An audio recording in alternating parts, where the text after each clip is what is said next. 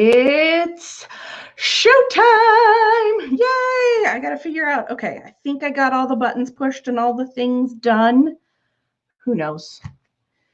I feel like I am running crazy and don't know which way is up. Good morning. No, it's 2 o'clock in the afternoon. It is not morning. Hi, Sally. Hi, Lee.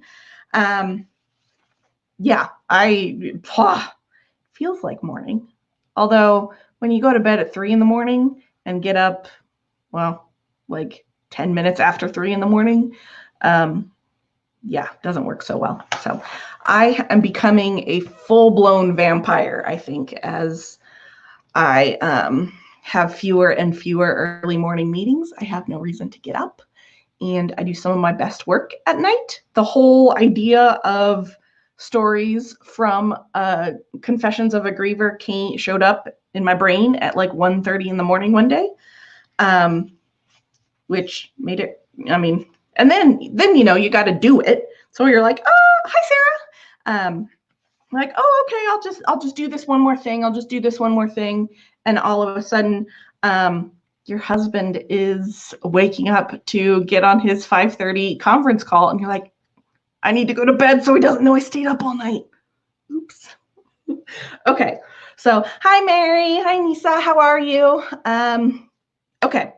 So let's get started, shall we? I have no notes today because, again, I stayed up till 3 and got up at like 7. So I barely know which way is up, but I do have my coffee. I don't care if it's 2 in the afternoon in Kansas City. I got coffee.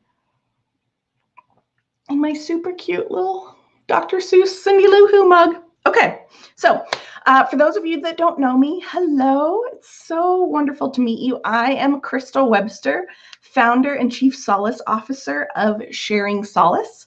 I am also the author of the forthcoming book, Confessions of a Griever, How to Turn a Hot Mess into a Haute Message, Laughable Lessons for When Life Just Sucks.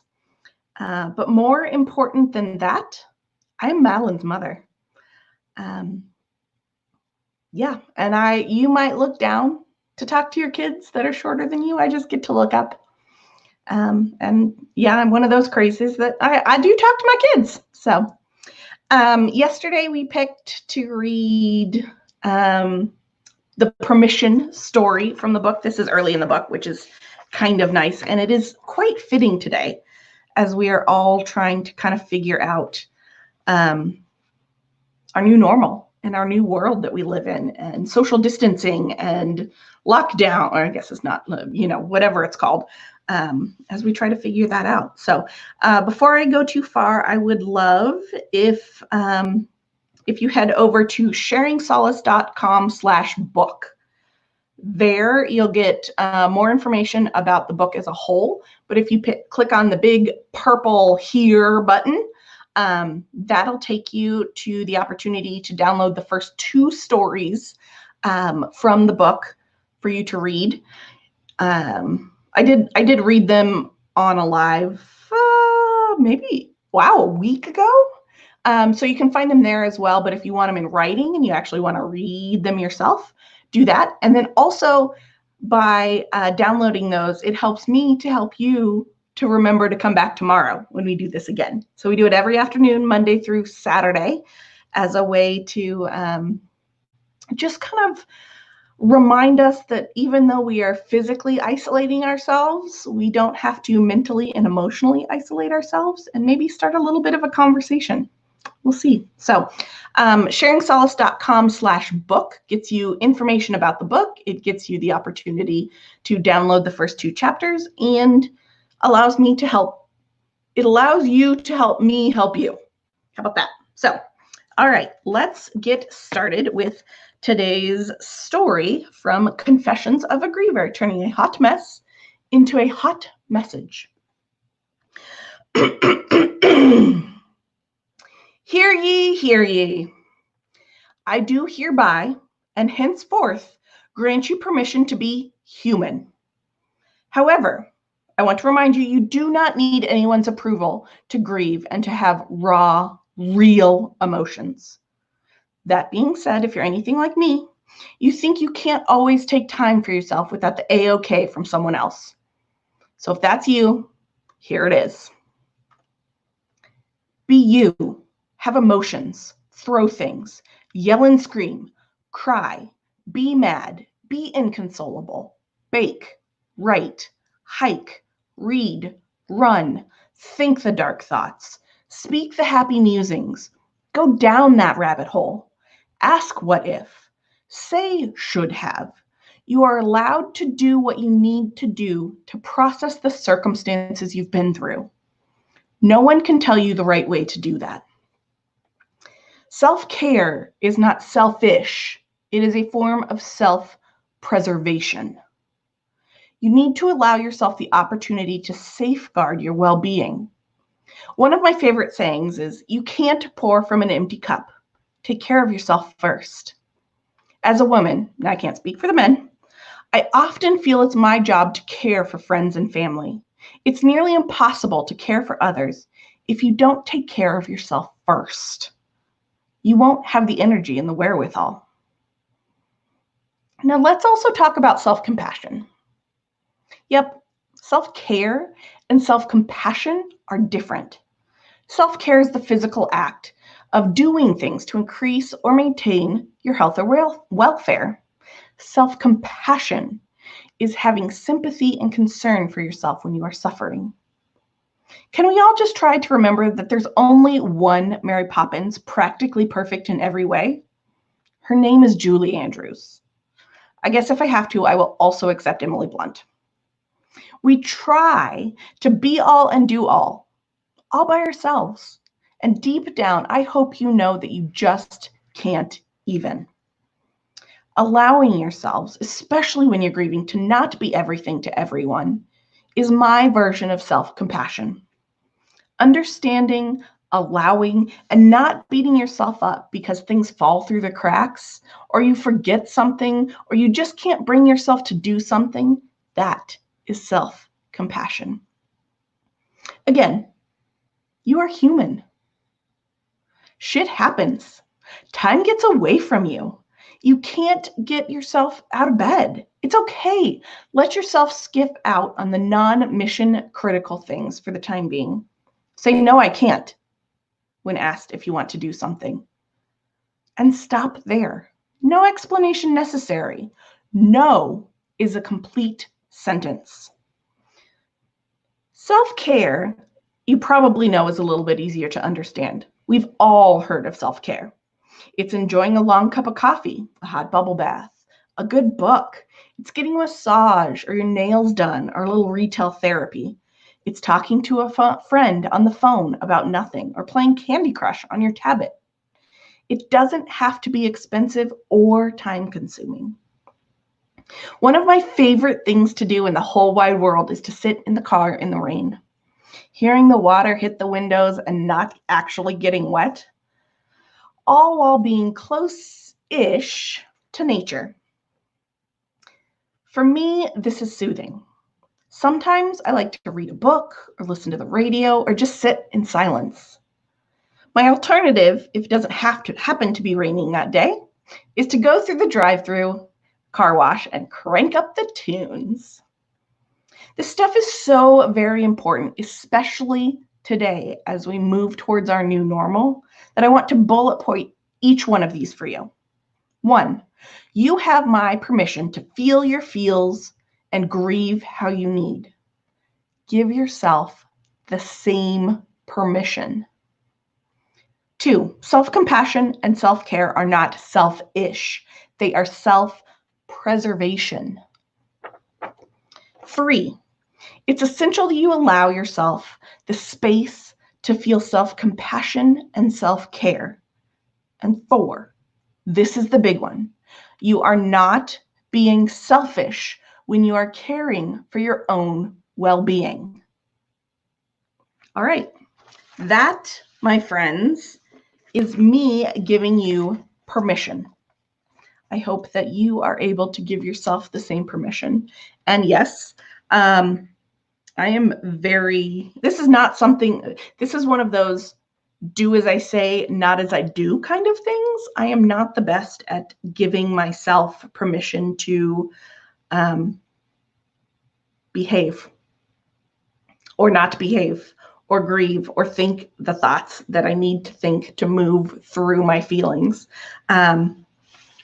So it's something I need to remind myself of just as much as I want to remind everyone else, but especially in today's time, as we are all learning our new normal and we are all trying to figure out, okay, how do I homeschool the kids? How do I work from home? How do I, get the things that I need and behave the way that, how do I isolate myself in all the right ways, but not in the right. We're all trying to figure this out. None of us know what we're doing. This is the first time since 1919 that anything even remotely close to this has happened. So don't beat yourself up because you don't know what you're doing, because none of us know what we're doing. Shh, don't tell anybody. None of us have any idea what we're doing. So let's just all figure it out together, and let's give each other and ourselves grace as we do that. And let's get creative. So hopefully by me, a relative complete stranger, giving you the permission to behave in the way that you need to get through the day, especially today, that you will also grant yourself the same permission to have self-compassion and give yourself a little bit of self-care. So we have 3 options of stories for tomorrow. Have I told you lately how excited I am that we're finally getting into like the fun stuff that doesn't always want to make me cry? Like, this is kind of a fun story to grant yourself permission. Now, yes, it has lots of good things that you need to remember to do and say and feel for yourself. But it's not just me like regurgitating my own feelings, which I don't like to do. I don't think many people do. So here we go. 3 options for tomorrow. A, 1, B, that's A. A, 1, 1A. Want to know more about self-care and maybe some ideas of ways you can take care of yourself? Read Do More Good Shit.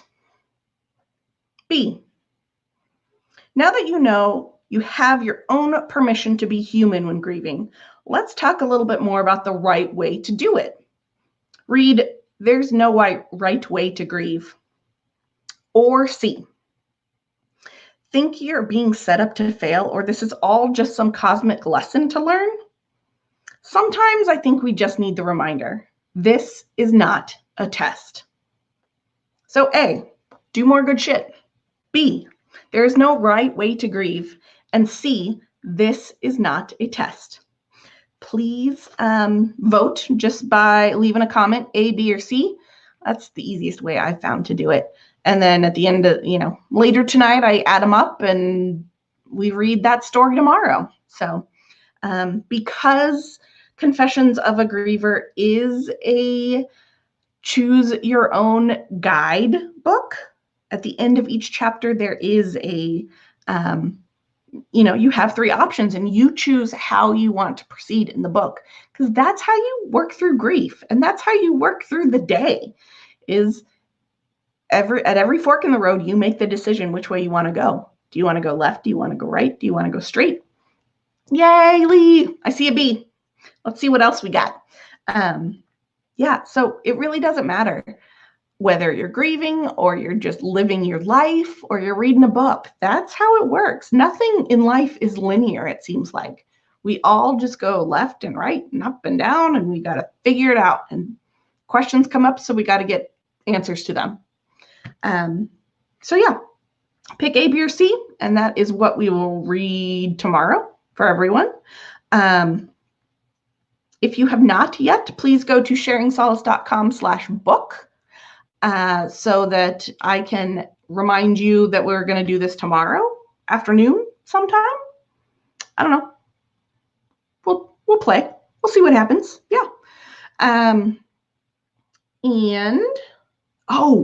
I started working on the official book release party, and I'm pretty excited about it. I don't have full details yet, so I don't want to let the cat out of the bag.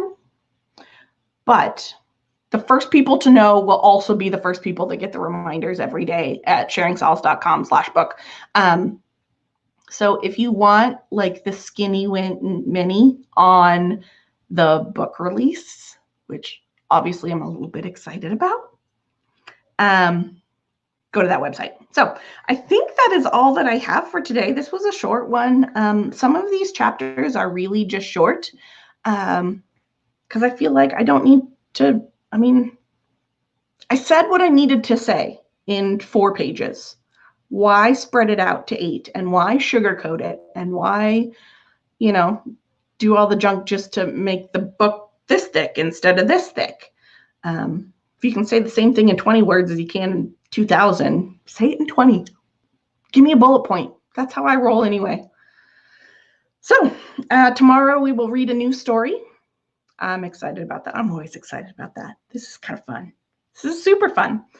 And I really want to remind you that to give yourself that permission to have self-compassion and to allow yourself self-care, especially now when you don't really have a lot of alone time. And it's really weird that you are alone right now, in a sense that, you don't really get to go see friends and family, and you don't get to, be around other people, but it's also lonely because I can only talk to my husband for so long. He's a pretty good guy, and he has, we can carry on good conversations, but, once you tell each other about the day that you've had in the same house, what do you talk about? So yes, I hope that I hope for you that you are allowing yourself grace in this time of physical isolation, and you are not allowing yourself to mentally and emotionally be isolated as well. And I know I've said that about 5 times, but I think it's so important for everyone right now, especially those that are going through grief, because we do that anyway. We feel alone in our grief, so we isolate ourselves. And now, on top of isolating ourselves, we are physically isolated from people and don't have the opportunity that we don't want to take to, be around other humans. And it's a self-fulfilling prophecy, and we keep digging deeper and keep digging deeper until, we're so deep that it's hard to see the light at the bottom of the well. What's a vertical tunnel? I don't know. Anyway, now I'm just rambling. So please vote. Let me read those one more time, just because, and you don't need to, this story will be saved and put into the file so that you can listen to it again if you came in late or just think it's really good and want to listen to it again. But you don't need to hear today's story to get tomorrow's story. This is not a 60-minute drama series on TV. So your options again are: want to know more about self-care and maybe some ideas for ways for you to take care of you? Read Do More Good Shit. Now that you have your own permission to be human when grieving, let's talk a little more about the right way to do it. Read There's No Right Way to Grieve. Or C, think you're being set up to fail, or this is just some cosmic lesson you need to learn? Sometimes you just need the reminder. This is not a test. So A, do more good shit. B, there's no right way to grieve. Or C, this is not a test. They're all great stories. I think they're all shorter stories, which I'm A-okay with. But yeah, so tomorrow we will read the next story. And until then, I am wishing you all of the best. I am wishing that you give yourself grace, and I am hoping that you get grateful. And until I see you tomorrow, I wish you all the very best, and I'm sending you my virtual hugs because I'm doing that for everyone. I don't get to hug anybody these days. So Love and kisses wrapping you in warmth and light, and I will see you tomorrow. Mwah!